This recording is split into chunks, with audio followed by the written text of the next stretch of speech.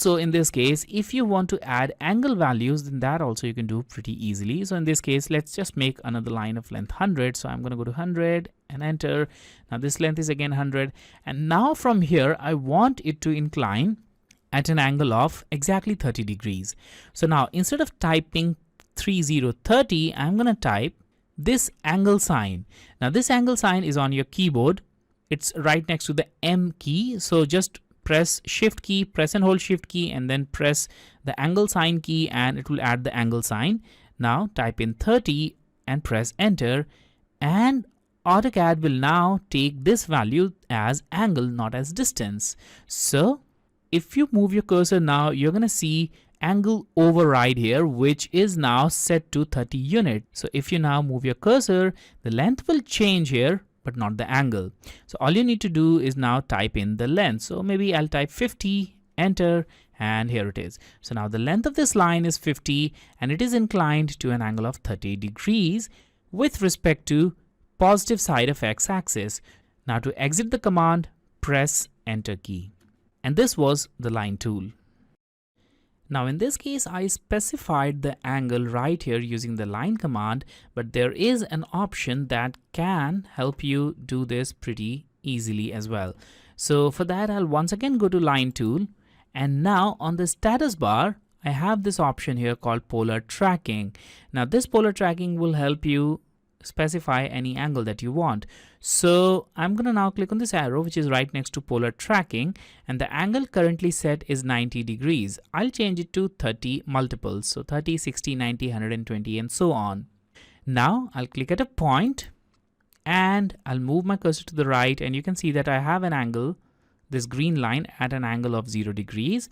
Now if I move it in any direction, it will show the green tracking line at the interval of 30 degrees. So we have it at 30, then 60, then 90, then 120 and so on. So this will also help you in making lines at any particular angle. So here also your line is kind of logged to 60 degrees, and all you need to do is just type in the length. So 60, enter and enter. So the angle is 60 and so is the length. To return it back to normal, I'll change it back to 90. Now, if you have selected the angles, make sure you also keep this active. So this is active. As you can see, it's blue in color. But if you click on it again, it will be deactivated like this, and deactivated status bar option look like this. So make sure it is active if you want to use it. Now, you can also force your lines to 90-degree angles or the multiple of 90s using this tool. This is ortho mode. If you select this, AutoCAD will only let you make your drawings at the multiples of 90 degrees. So now if I click here, I will be able to make line here horizontal or vertical. I won't be able to make my line in any other direction. So look at this, no matter where my cursor is, I'll still end up with horizontal or vertical lines just because of ortho mode. So I'll switch back to polar tracking and the ortho mode will automatically disable.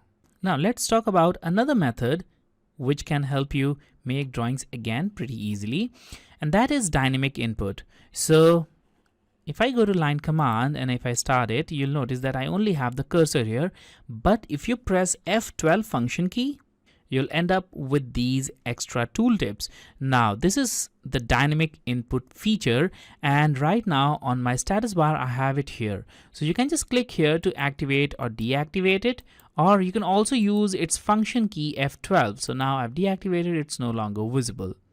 Now if you don't have this kind of feature on your status bar, then go to customization, this 3- line, and activate dynamic input. So this should be checked. If it is checked, the dynamic input will show up here, and then you can activate it.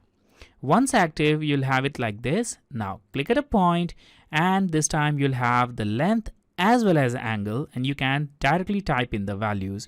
So in this case, maybe let's make a line of length 200. So I'll type 200 and I'll press tab key.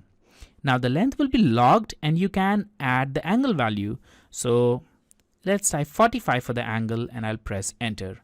And there we have it. So 200 length and the angle is 45. In a similar way, you can just keep on making lines with the proper angles and the length, and you have the visual reference as well. So this one is pretty handy tool if you want to use it for making your drawing. So again, 150. Now this angle is, maybe let's make it 30 and enter, and so on.